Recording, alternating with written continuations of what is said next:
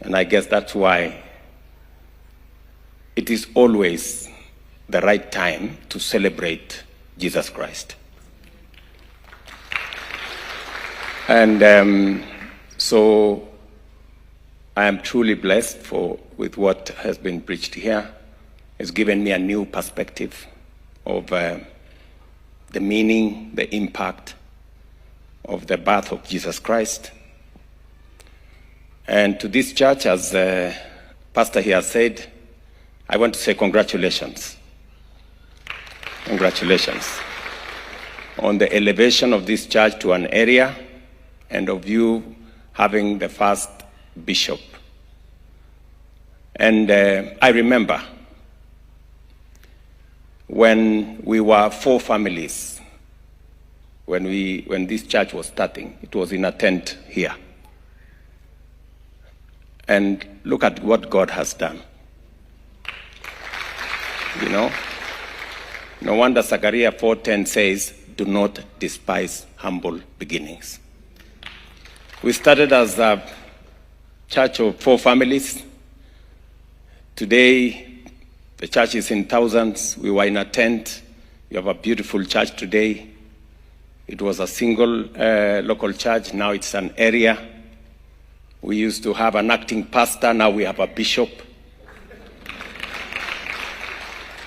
So God is a great of God is a God of great miracles, and God can change any situation. And so congratulations, Milimani, for the appointment and the election of Bishop Mairori, who will now be our bishop here and the bishop for the diaspora. I have a big program in government with the diaspora, so I hope to find him and to link up with him so that we can do those diaspora things together. And to congratulate the church here. I've seen the beautiful Sunday school and all the young people and the teens and those who are getting married.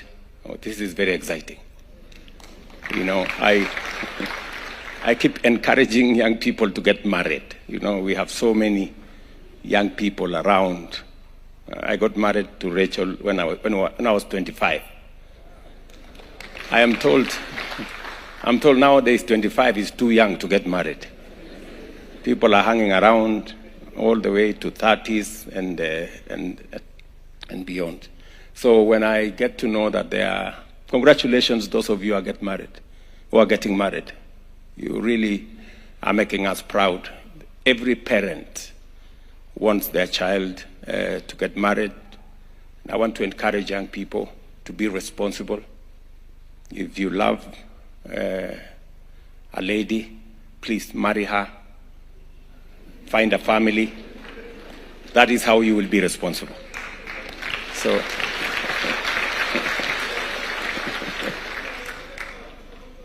yeah, so I want to say thank you very much. Congratulations to those who are getting married. And I want to say that as we move on, I am reminded of where we came from. I'm reminded of where we came from.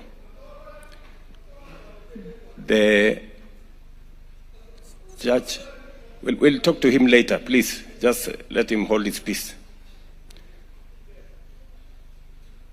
When I look at where we have come from as a church, and I look at where we are, it gives me a lot of confidence about the future. The same God who took us from a tent to a church and an area and a bishop is the same God who can change the destiny of our nation.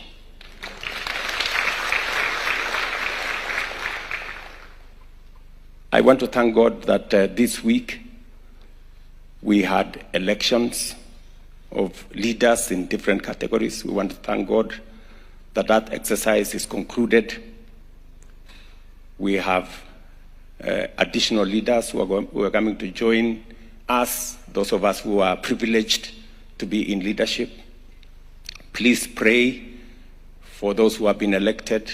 Pray for those of us who are serving so that we can discover the will of God for our nation and the purposes of God for our leadership, and so that together with those who are being elected, we can forge ahead and do the will of God for our nation. Continue to pray, and I want to congratulate all of them from all the political parties and all the political formations. There is no leader who is elected by default or by chance.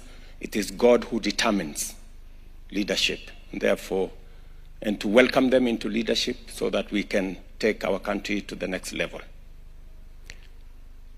Finally, I want to encourage all of us to see the future of our country. I have great confidence in the future of Kenya. I have seen what God can do. 3 years ago, we were struggling with the economy, we were struggling with education. Our health system was not quite together. Our economy was not doing very well. But God has healed our economy. He has changed things for us.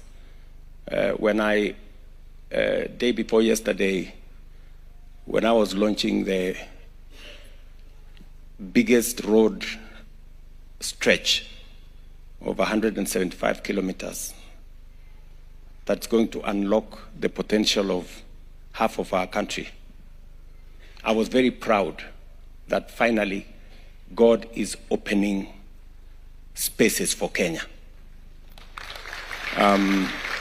We will be doing another 4 or 5 or 6 of those major infrastructure in the coming year, and many of the other things that we have laid out to do.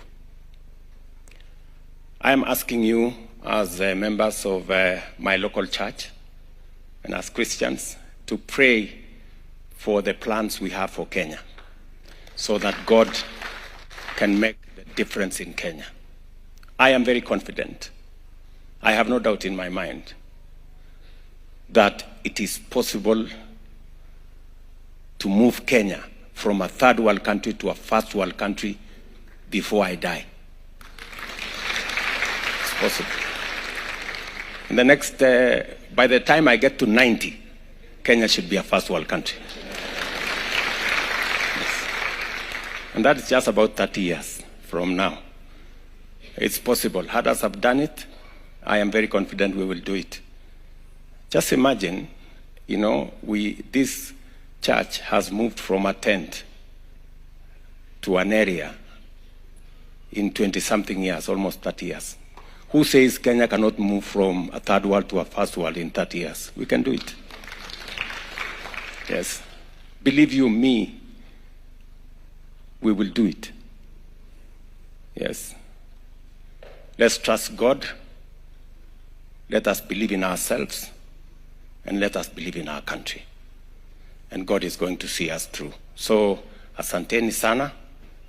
I know there are people here who belong to my fellowship. There are leaders like myself. The lady who stood there, she's called Full Network. She's the women rep of Migori County. And then Lillian there is the women rep for Trans Nzoia County. And then Jane there is the women rep for Laikipia County. I think there was something with women rep today. So asanteni sana, tunawapenda sana, Mungu awabariki, na mtuombee na muombee taifa letu. Thank you very much. Of course, I have my wife Rachel here.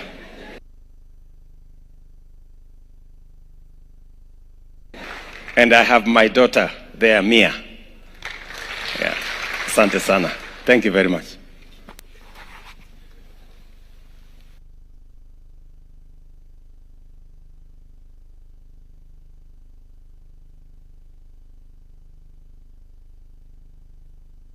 of wisdom.